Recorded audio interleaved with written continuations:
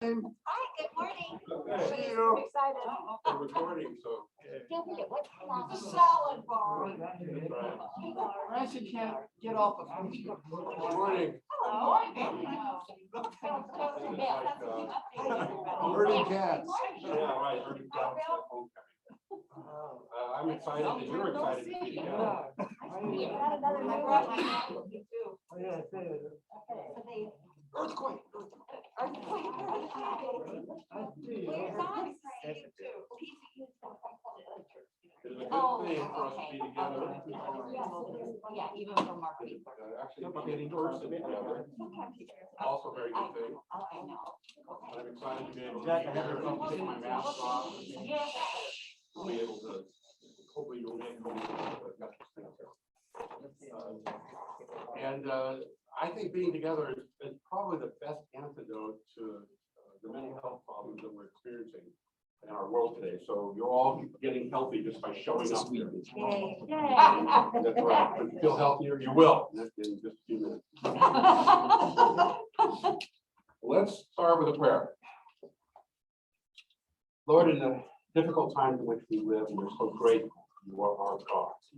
Pray, Lord, that you would give us strength, give us wisdom. Pray, Lord, that you would teach us how to manage our emotions during this pandemic, and that we would be able to be a little bit more like Jesus, in whose name we pray. Amen. Well, this is the last in our series of managing your emotions during the pandemic.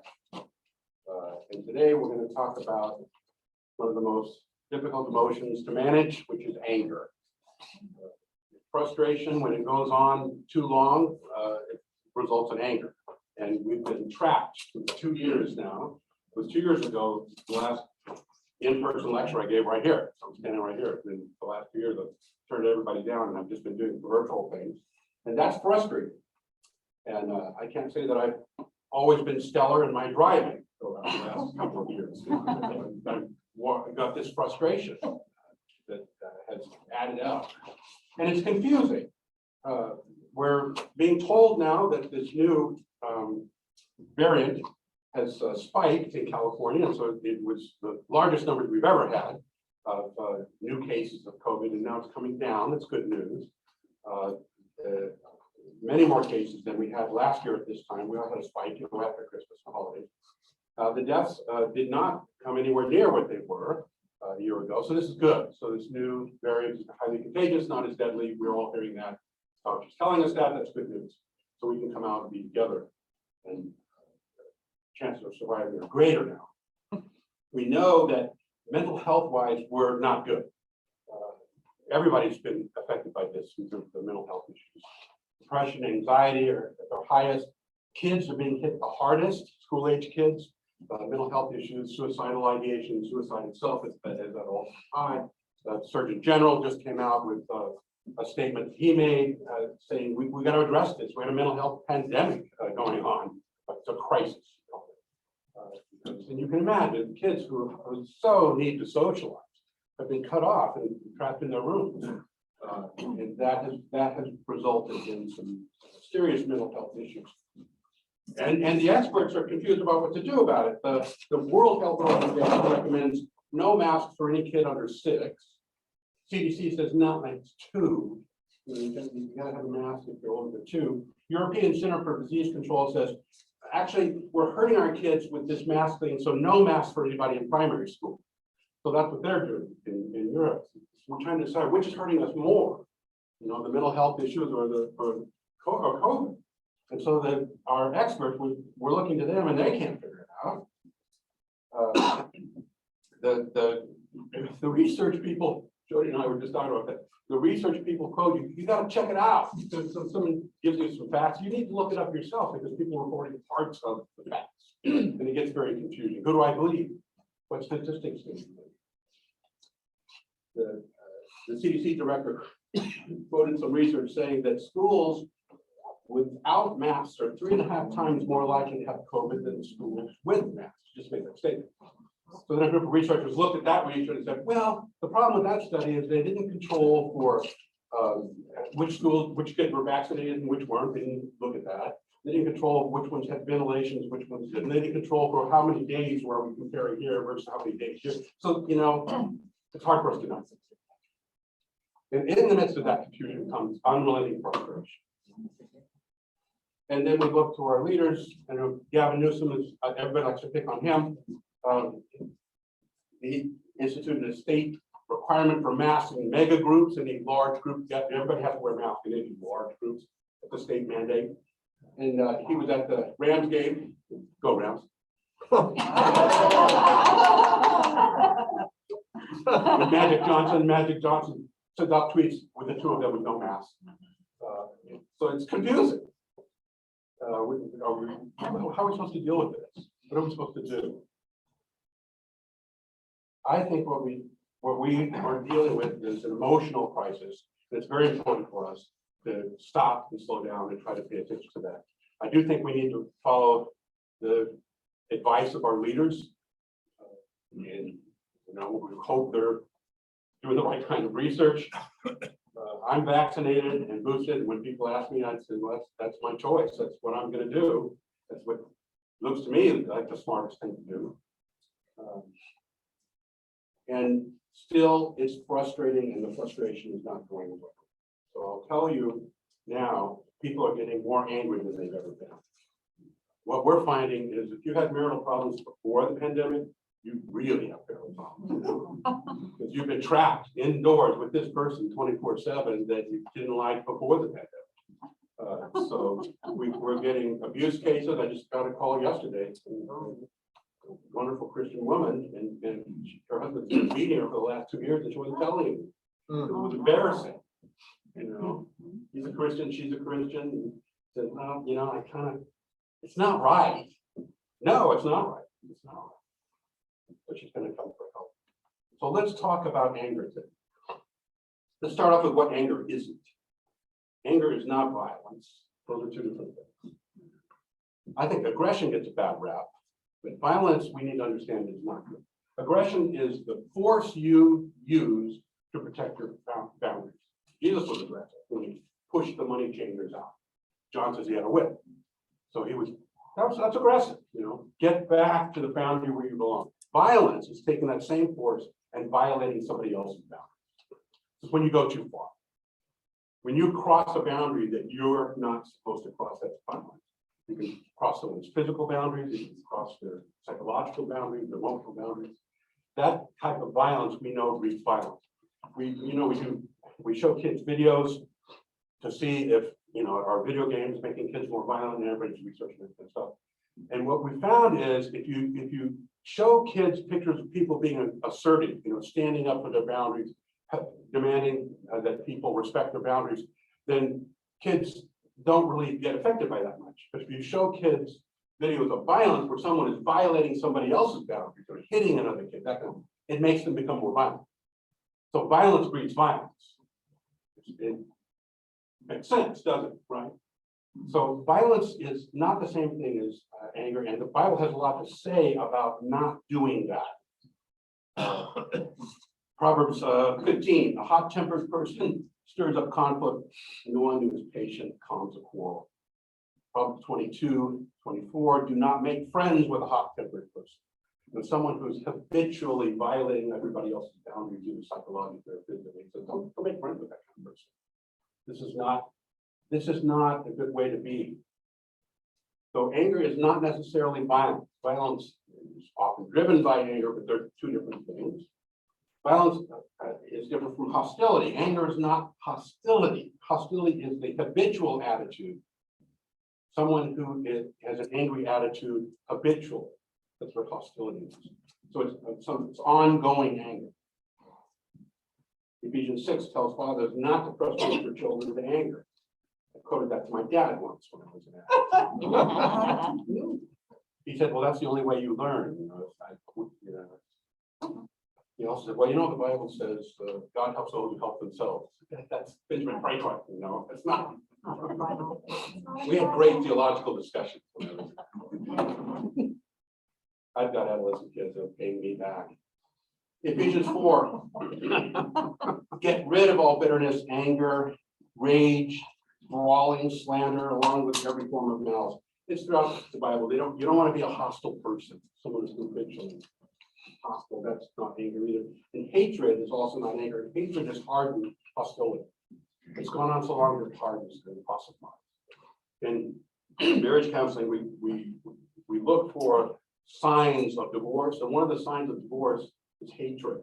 Actually, people who've been trapped together in a bad situation that's gone on for so long, with so much anger that resulted in violence, it resulted in hostility, and then hatred. We call it contempt.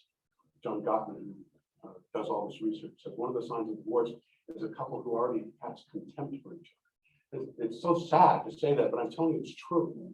You can get stuck in a bad situation where this hostility, this hardened hatred attitude towards the other person goes on and on and on, and you develop a feeling of contempt for each other, and then you're stuck for financial reasons or other reasons. You're too embarrassed to get divorced. So there's lots of reasons people stay in it, but it is toxic, and it will kill you. It'll eat you up from the inside. The people can get stuck in hatred that goes on so long and it turns into contempt. None of that's anger. There's versions of it, those are distortions of it, but that's not what anger is at its core. So what is anger at its core? What is really this emotion that God created, that God feels, that Jesus felt? Anger at its core is energy to solve a problem. That's where it is. Anger is energy to solve a problem. The way we like to think about it is it's like a red light on your dashboard of your car. I've got one that's going on now. And what you don't do is say, oh, I've got a problem, I've got a red light. Red light is the problem. So the red light tells you there's a problem under the hood, right? So when the red light comes on, it energizes you to do what? To see if you can look under the hood and try to figure out what the problem really is. So anger is not the problem. The red light on my dashboard is not the problem. The problem is there's something I don't know that's under the hood. So your job is to use this energy to get under the hood and figure out what the problem is. So anger is energy to solve a problem. It's a state of physical readiness. It's physiological energy, it's preparedness, and it's power. It's a biological given. You're hardwired to get angry at certain times. You're hardwired to get angry to solve a problem, and then you have to figure out what the problem is. If you just stay angry, you're not doing it any good. Your anger has to direct you towards the problem that needs to be solved. Anger is an emotion, it's not a behavior.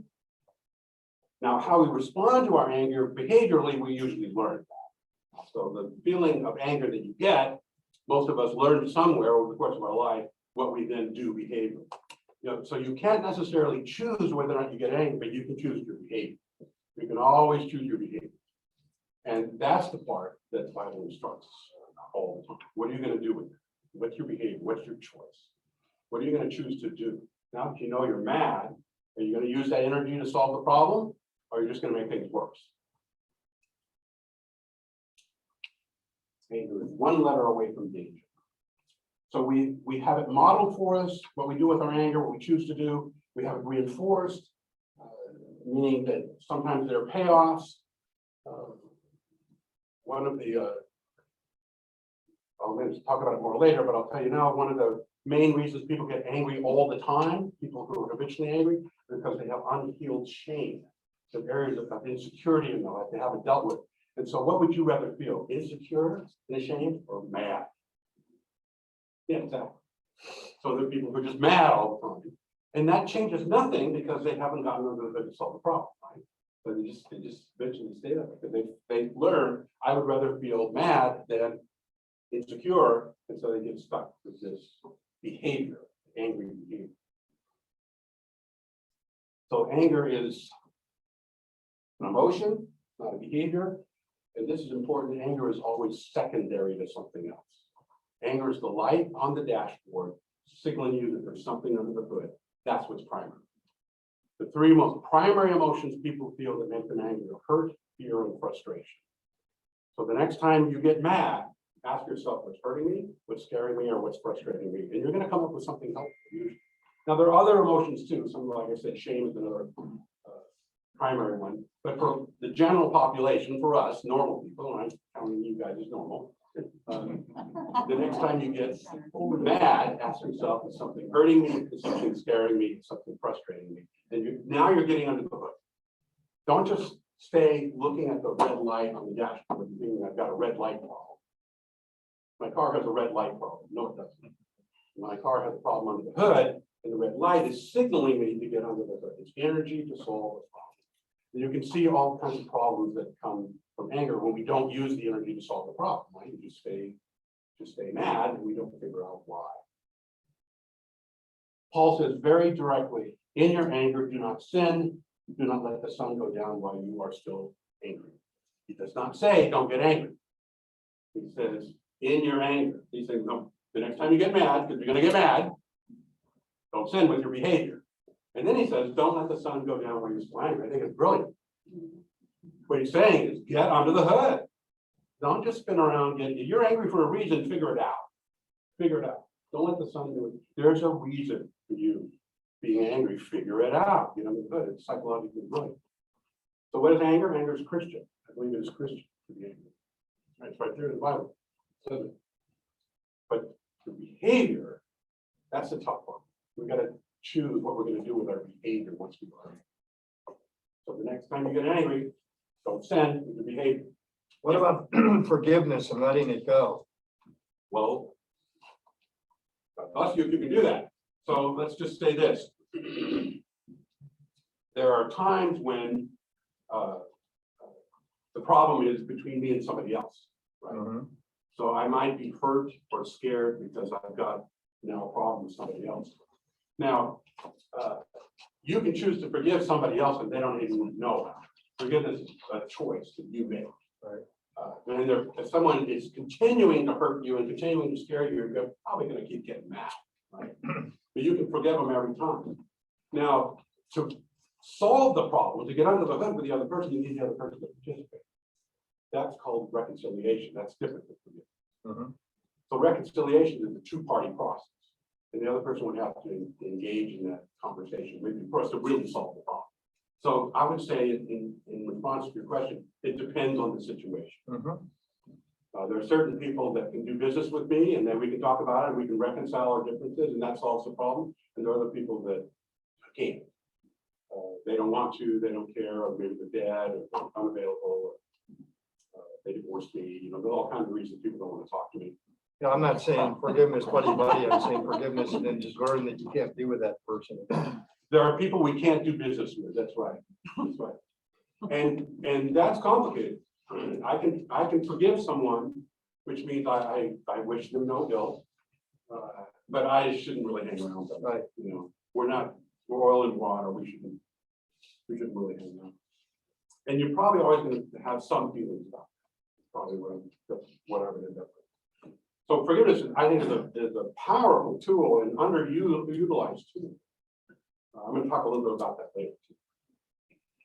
That's a great question. And the reason I want to thoroughly answer that question is because sometimes with us as Christians, we say we've forgiven someone when we're really in denial about how angry we are. And I don't want us to do that. I want us to be honest.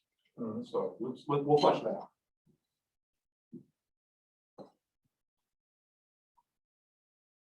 Jesus was angry. John chapter 2, Mark chapter 3, you know that. God was angry. Just read the Old Testament. You know, God was angry all over the place. I think there are over 600 references to God's wrath in the Old Testament. So yeah, it's there. So anger can't be a sin. See what I'm saying? Can't be a sin if God gets angry, but what we do in a certain case. Anger is energy to solve a problem. In your anger, do not sin. Do not let the sun go down while you're still angry. Let me tell you about Catherine and Kenny. The names are fake to protect the guilty. Wonderful Christian couple, nicest people that you'll ever meet. They own a small business here in Los Angeles, and COVID has been disastrous for small businesses. It's been really tough. He said to me, I can't get anybody to come back to work. Said my workers say they can make more money, almost as much money staying home. So what do I do? You know, and then all the good managers are getting snatched up, and I have to triple the salary to get a good manager. It's been tough. It's been really tough.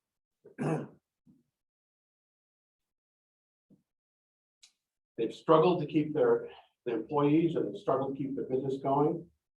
Been married 18 years with 2 kids. And Kenny loved people, but he hates conflict. This is the nicest guy, right? He's a nice guy, which means he hates conflict. He wants to avoid it at all costs. He grew up with a very strong father and a passive mother. They were immigrants, so they had the old school values. And Catherine also loved people, but felt responsible for people. She was their advocate. She was the oldest child of several kids, and so she was kind of like the second mom in the family. So she was always taking care of everybody else and felt responsible. So she'd speak up for others before she would speak up for herself. So being nice, I'm not a big advocate of nice. You probably heard me say this before. Because oftentimes nice means I'm not going to tell you how to really feel. Oftentimes nice means I'm going to smile, but I don't really like you. But I'm going to smile. So there's often a little bit of dishonesty that comes with just being nice. Now, I believe in being kind. I think Jesus was kind. But I don't think he was always nice.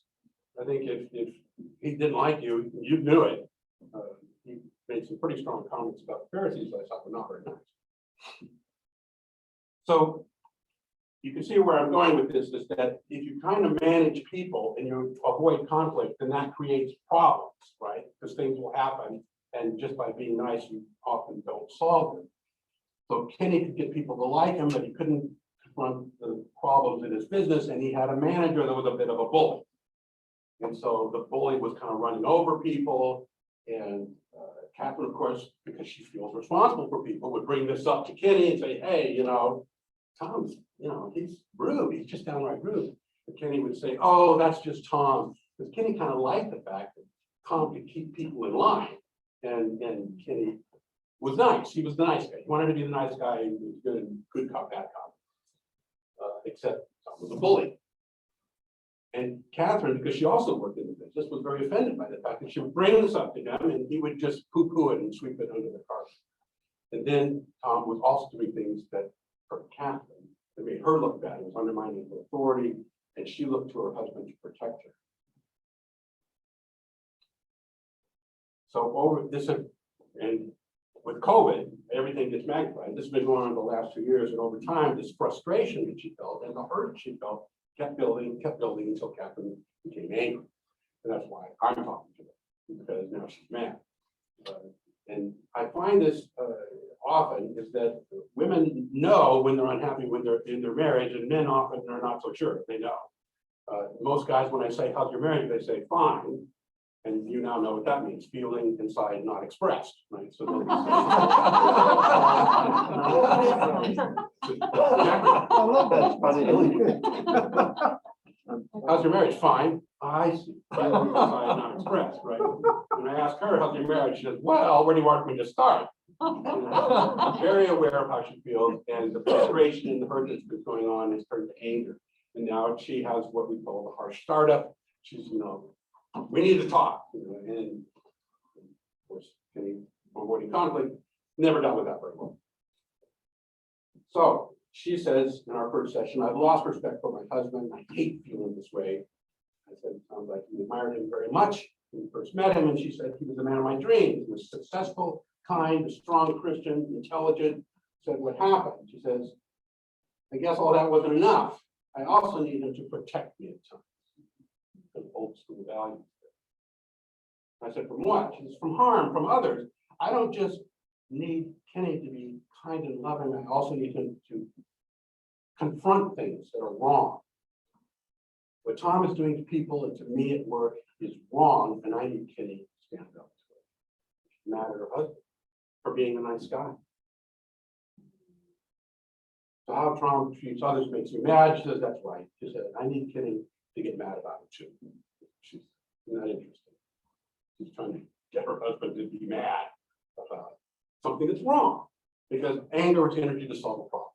She's trying to energize her husband to solve this problem. There are more references to God's wrath in the Bible than his love, over 600 times in the Old Testament. It's an energy that motivates us to solve problems. The anger itself is not the sin. Sin is what we do. Catherine Kinney had a problem, and her anger was the signal that it needed to be addressed. And so worked with her to help her express her feeling under the hood. She would talk about her hurt as in terms of his defects, right? You're not confronting this. Why aren't you a good leader? You're not really leading. That's number one. You're not telling me any feelings there at all. You're just telling me what's wrong with Kitty, and that's not going to go well. Now, if you want to say, I feel hurt, I feel demeaned, I feel put down, I feel embarrassed, that he's going to want to talk about, right? So you have to get under the hood, figure out what the feelings are, and express those feelings in a way that creates conversation. So once we could realize the anger was just there to point us to other people that needed to be addressed, they could start addressing the problem. So Kenny could see that before, when she was trying to talk to him, it all came out as his character defects, right? Now he had the idea that when she gets mad, oh, there's a reason she's mad. So let's slow down and see if we can figure that out. She's being hurt. She's afraid. There's something under there that we can maybe address together. So we're starting to make progress, number one, in their marriage, because I hate to see really nice people, struggle like this. She was developing resentment towards her husband, the man that she deeply loved, because they were not using their anger to solve the problem. They're starting to now, and now, we're just getting started. So the universe wasn't built in a day. It's 7, right?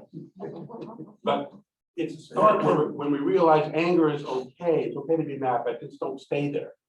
Why are you mad? What's hurting you? What's scaring you? What's frustrating you? And that's a conversation that Kenny wants to have. He wants to figure that out.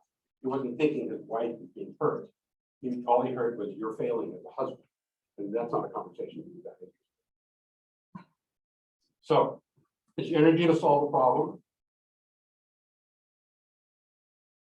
And a big problem I think we're having now in our world, I want to talk about this, is how revenge is not justice.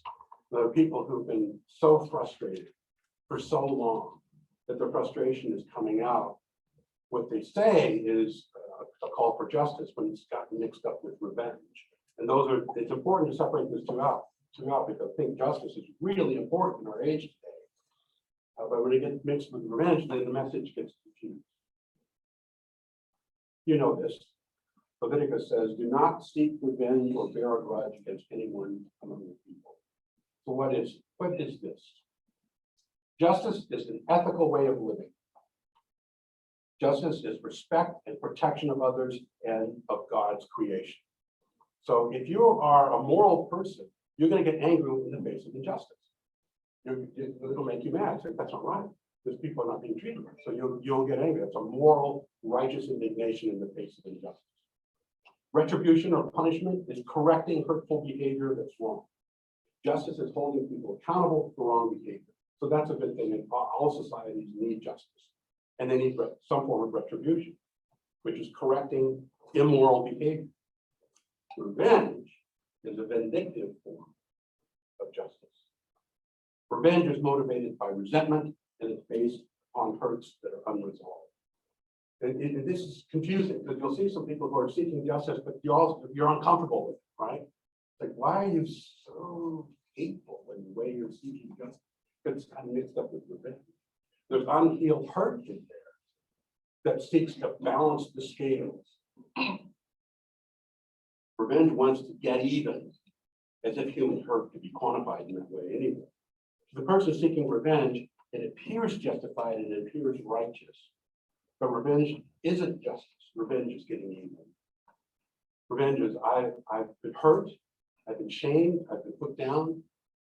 The basis of resentment, which revenge is based on, is the feeling of being beneath. And we'll talk more about that later.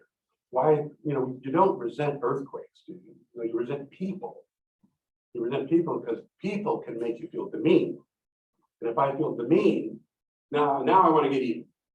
Now see, I feel less than, I need to balance the scales. And revenge is my tool to psychologically balance the scales. I want to make clear, it's important for us to be just people and to fight for justice and be angry at injustice. But that's different from getting even. Because if you're trying to get even, that means you still feel demeaned, you still feel insulted, you still doubt your own worth in your own mind. And that makes you want to balance the psychological scales with this other person. And now it's confusing. You might have a just cause, but you're going after it with revenge because you want to get even. You want this person to pay. And that's the emotion that will eat you up from the inside. That's what God says is not yours. Revenge is not your justice. Justice is something we should support and even get mad about it. But that's different from trying to get even and balance the scales. Let's see if I can flesh this out with an example. But this is important. Tell you about Monica. Monica and her older brother, they did the best schools. They came from a very wealthy family. She was very blessed in life in many ways, but that didn't keep her from being unhappy most of the time anyway. I find that ironic, but it's often true. She didn't feel very close to her mother, but she had a lot of respect for her father, who was a great man, great successful man, but she never wanted to displease him because he also had very high standards. So she was kind of afraid of him, but also really got more from him than her mom, who was kind of absent. And she ended up having to compete with her brother for her father's attention in these kind of scenarios that sometimes happen. So Dad he's older, much older now, and he got COVID. So they were certain that this was going to take him out. He has not died, but he got very, very sick. And this scared the family tremendously because they thought, oh my God, we're going to lose the center of power, and the only hope of me getting any love and affirmation is I'm going to lose it. You know, I don't like my brother, and my mom's kind of absent. And believe it or not, even being wealthy doesn't really do that much for you psychologically. You know this, that above the poverty level, there's no correlation between money and happiness. You know, that's zero correlation. So, I mean, you can be happy, you can be very unhappy and have a lot of money. Now, if you're in poverty level, there's a correlation, right? If you live below the poverty level, you make more money, you're going to be happier. But past that, there's zero correlation psychologically. So we're all thinking, well, if I just made more money, I'd be happier. No. I'll come back and talk about happiness some other day.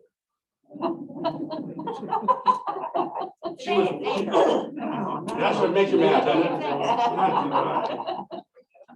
So she was rich and unhappy. Let's put it back. Here's the irony in her life, that because of her privilege, she felt she had a higher status than almost everybody outside the family, but within the family, she had the lowest status. So there's the sort of I feel better than everybody else, but I feel less than everybody did in my family. And that was always in her face. So it was the crisis for her father's COVID that brought her to therapy. So she starts off saying, I can't believe he did it. And I said, did what? And she said, manipulated my father again. I can't believe a man as smart as my father could be so naive as to fall to my brother's obvious exploitation, putting him in charge of the trust. That was incredibly stupid. Are all men completely egotistical? She says to me, come in.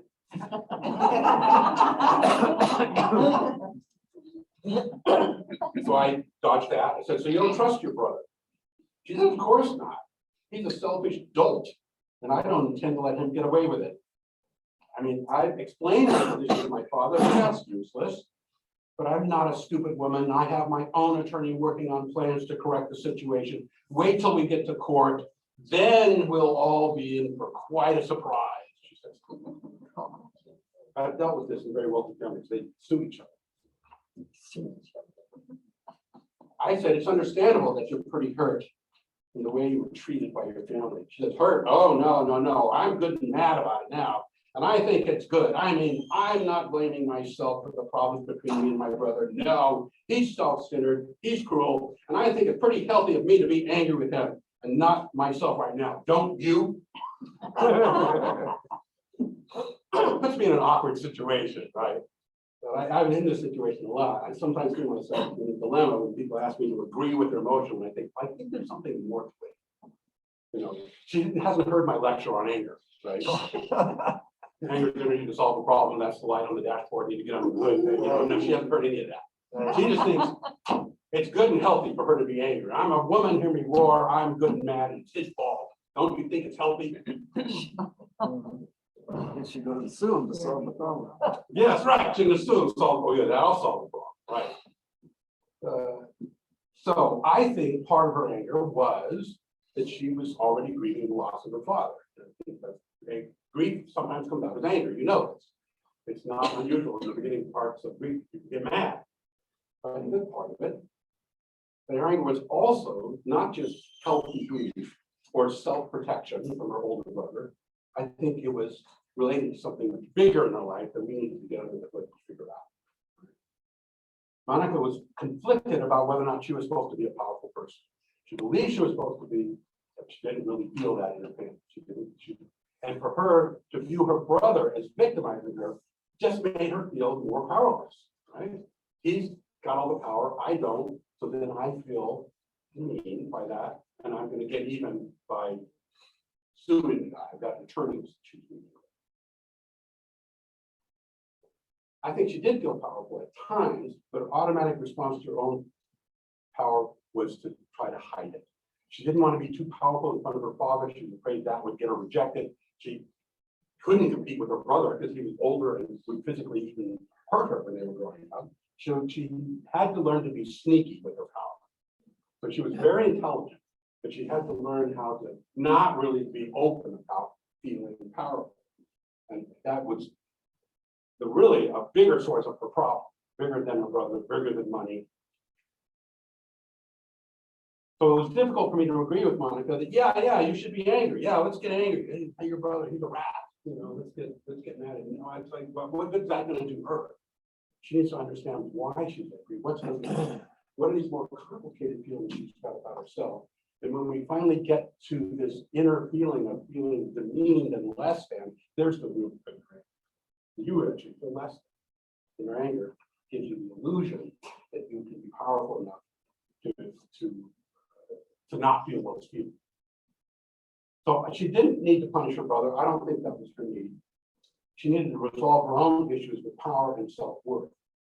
So she wanted to talk about her plans. There were times when she wanted me to sort of like give her legal advice almost. What do you think about this? What do you think about that? It's like, I'm not really that interested in that. I would direct the conversation back to how she felt about herself when she was around her father, when she was around her brother, when she was in the family. Because that was the core reason for her anger. I think she did need to express her anger, but she needed to get to the hurt, the fear, and the frustration underneath it in order to make good choices and decide what to do with it. You see, I don't think, even though she says she was seeking justice in the family, I think she was really after revenge. And so it just confuses the whole picture. She was trying to get even and balance the scales because the scales fell out of balance. And I have actually worked with people who have used the legal system to extract money and win cases, and even after they won the case, it didn't solve anything. They still felt as much revenge and hatred for the person that they sued after they won their lawsuit. But it didn't work.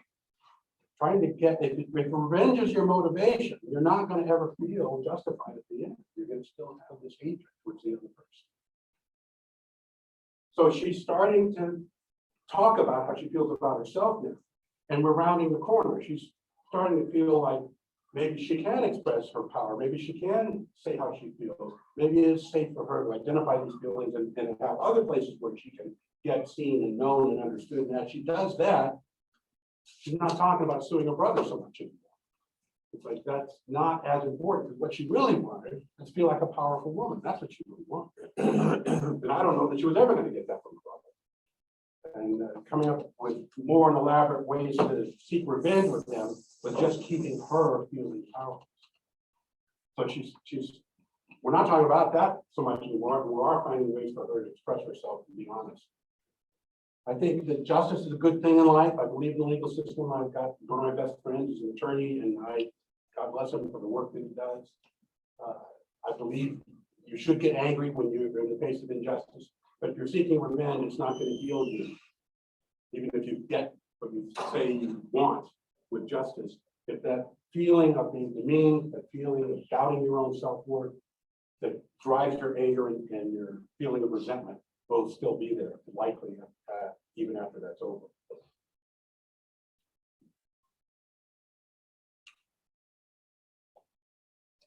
All right, I'm going to come back to this resentment thing in a minute, because I think it's important for us to keep explaining that, but I want to talk just for a couple of minutes about the most intense form of anger, and that's rage.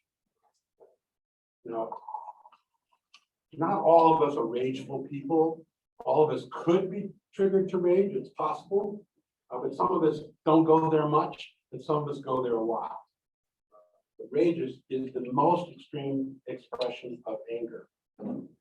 James 1 says wisely, everyone should be quick to listen, slow to speak, and slow to become angry. I mean, you should memorize that. Everyone should be quick to listen, slow to speak, and slow to become angry. That's James 1:19.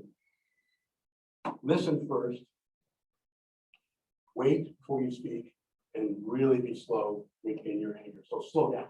That's his message. Just slow down. Slow down. This intense emotion of rage gives you the feeling of power and strength. It's a response to vulnerable feelings like hurt or shame, like I said. There's some underlying feeling that's fueling it. Instantly moves you from feeling vulnerable and submissive to feeling dominant. Rage is a way of screaming out, this is mine, in the face of threat. Now, some psychologists believe that at our core, we're all aggressive. I don't think that. I think that people who are rageful, explosive, are doing it for some reason. There's some hurt behind it. If you know someone who's habitually rageful, that person has a habitual hurt that's unaddressed. And the most common hurt, as I mentioned earlier, for people who are chronically rageful, is shame. Now, you might not be able to see that, so the ones that are chronically rageful, they've got a red face all the time, you know, and they get mad at the drop of a hat. And so it seems like they have a reservoir of anger. That's a metaphor that was often used. The guy is walking around with a reservoir of anger inside. We use these hydraulic metaphors sometimes to describe emotions. It's not a correct metaphor. There's no reservoir of anger. What there is unhealed shame. And believe me, for the people who are chronically rageful, they never want to talk about that shame. That's not where they want to go. They don't want to admit any self-doubt, because the rage makes them feel powerful. But as I said earlier, would you rather feel insecure, have doubt about yourself, or do you want to feel powerful?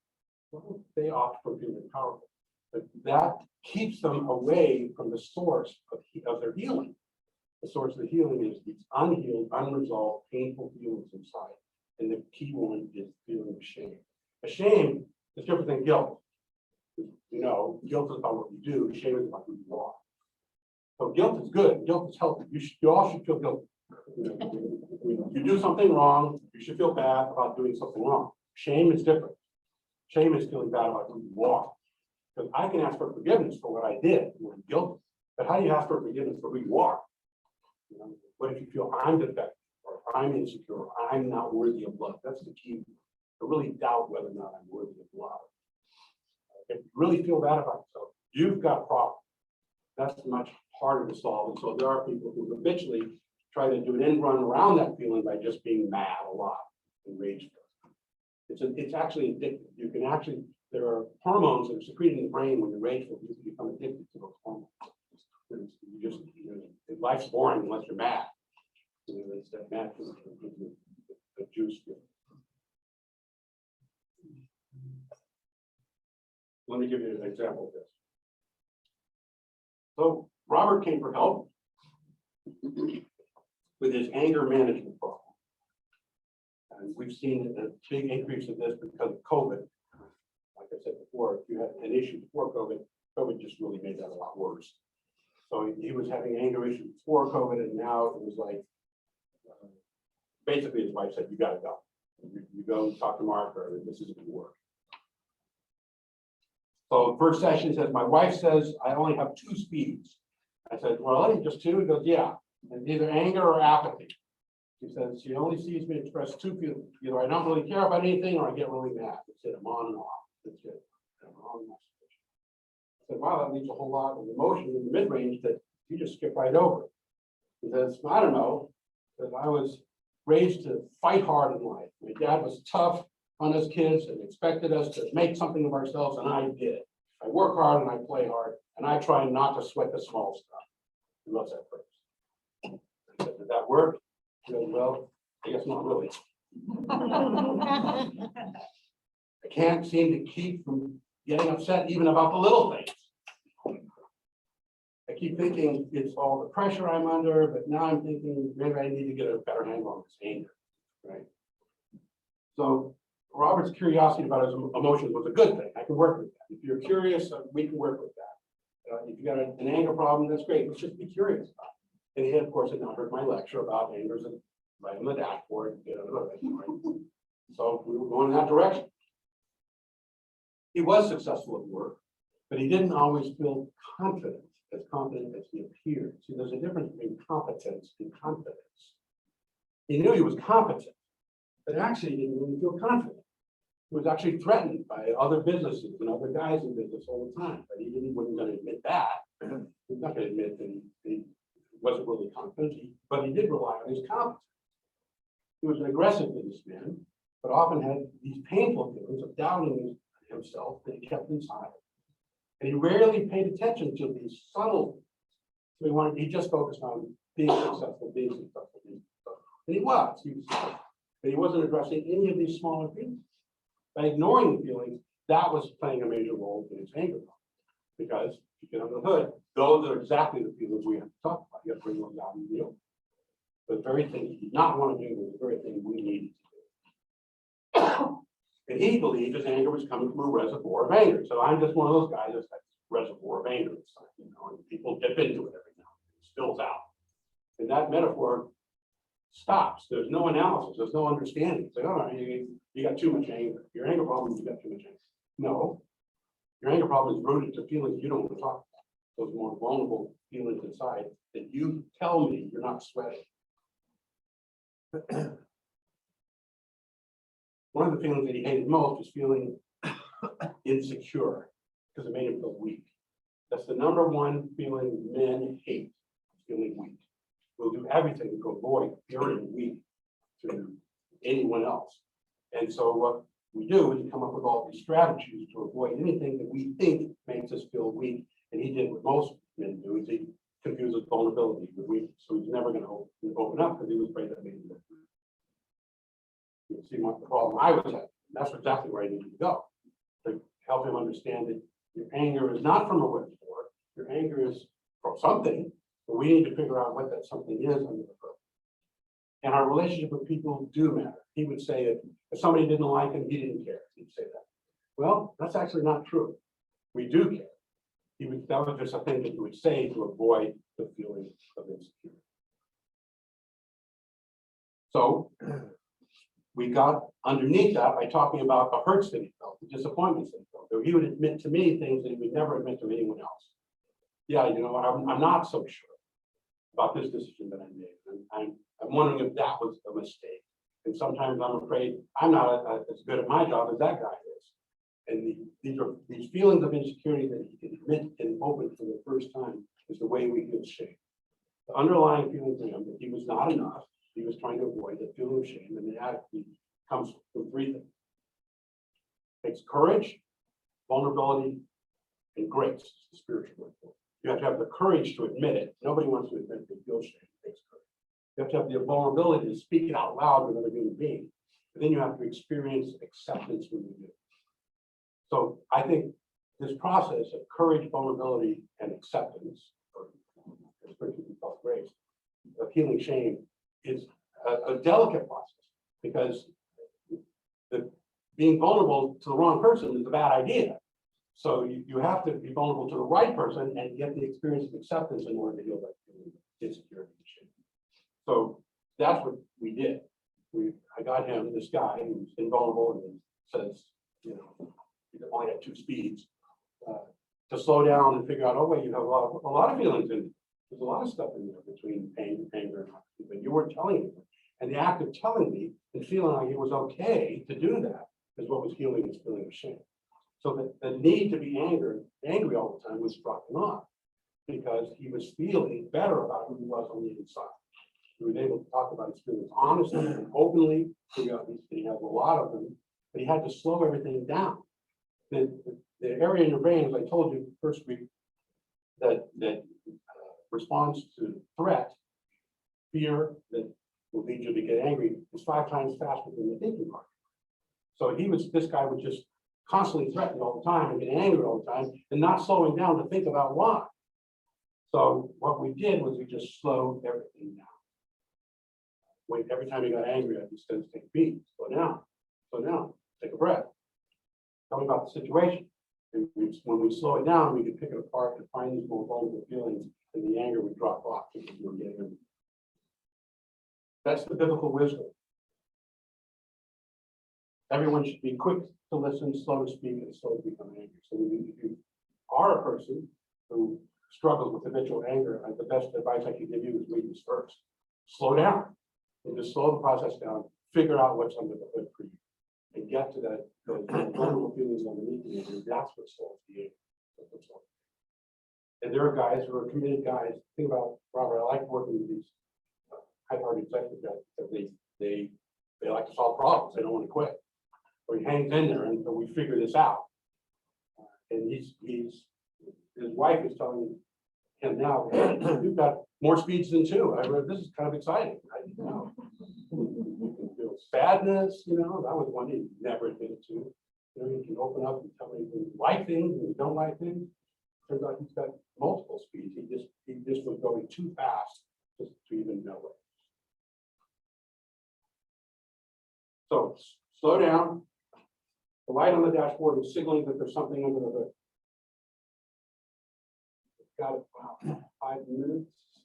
10 minutes. I got about 10 minutes. So I want to come back to the resentment. Because I think this is really important. It's all throughout the Bible. Job 5 says resentment kills a fool. Right? Anger is energy to solve a problem, motivates us to take action, get to the underlying feelings under the hood. That's what anger is designed to do, to get you under the hood. Every person is going to get angry at times, and you should get angry at times. Like I said, in the face of injustice, moral people get angry, called righteous indignation. But what I'm angry about is the wrong, and my anger motivates me to solve the wrong. That's different from resentment and revenge. Resentment is anger when you feel demeaned. Like I said earlier, you don't resent earthquakes, you resent people, because people can demean you. And if you resent someone, and if you're human, you do, it's because this person has made you feel demeaned. And here's the key. When someone demeans you, and you start to doubt your own worth, where you admit to yourself or not, you start to believe something is wrong with you, that makes you resent the other person. The core of resentment is the doubt of your own worth in your own mind. So if someone has mistreated you and demeaned you, and you feel now less than because of their action, that self-doubt is now in your mind about your worth. You actually feel that your worth has been diminished by that person. You will resent them. Because now you're going to try to put them down and put yourself up. Because now you feel demeaned, you feel less than. Somewhere in your mind, you might not even be aware of this. You believe you're less than because of the way they treat you. Now you want to even that scale. Now you got to put them down. They've got to pay. I've got to extract some price from that person because I now feel demeaned. And resentment is toxic. It's all throughout the Bible. It'll kill you. It'll eat you up from the inside. Because it's based on the lie that your worth is now less because of the way this person is treated you. Now think about this. If anyone had the right to resent people because he was mistreated unfairly, it would be Jesus Christ. Yeah, you see where I'm going, right? And when he was up on the cross, what he should have said is, God, make them all pay. Send fire now. Scorch the earth. He was spit on, stripped, beaten. And what did he say when he was up on the cross? Father, forgive them, they don't know what they're doing. Right? Not a hint of resentment. Not a hint of resentment in the man who was entitled to feel resentment because he was demeaned, humiliated, put down. Why? Why did he not resent those people? Because he never doubted his self-worth. He was up there on the cross saying, they don't know what they're doing. I'm God. They don't know what they're doing. They're deluded, the children. Not for a moment did he doubt who he was. I'm God. I'm loving. They've just misunderstood. They're so wrong, they're so misunderstood. So if he never doubted himself, he's not going to resent it. There's no resentment. Well, he also said in another gospel, what have you forsaken me? So there's the To God. Yeah, right, but there was no doubt in his mind who he was. Jesus' worth was never a question in his mind. There was, and there's biblical reasons why he made that statement, but yes, he also felt abandoned. But I can still feel completely worthy of love and abandoned by him. I feel those two things. He did feel abandoned. In another case, people say, oh, I'm so worthwhile, and I'm such a good guy or lady. And it's arrogance that Yeah. protects them from that. Correct. Arrogance is not confidence. Those are two different things. Arrogance is a defense against doubts about your self-worth. And those are the people who we say love themselves too much. That's not possible. You don't love yourself too much. That's arrogance masquerading as confidence. It's not the same thing. And you can't always know. Because, and people are little mixtures, you know. Like there's someone who can be confident all sometimes and arrogant sometimes too. You know. We're not Jesus. He was Jesus, we're not. But yes, arrogance is masquerades as confidence, but arrogance is based on self-doubt. It's on that underlying shame. So that's why I think this is really important for us to get this, is that if you are resenting someone else, it's because they demeaned you in some way. And now you've doubted your self-worth because of it. That's why you resent. So when you resent someone, the problem you have is not with them, it's with you. The problem is with yourself. You've been caused to doubt your self-worth, and that's why you want them to pay. That's why you want them to be taken down. That's why you want to even the scales. You have that even the scales thing, you're suffering from resentment. But the good news is that we can't always resolve our issue with someone else we resent. But we can work on ourselves. You know, if this toxic self-doubt has been placed inside of you, you can work on it. So if you really resent someone, you can work.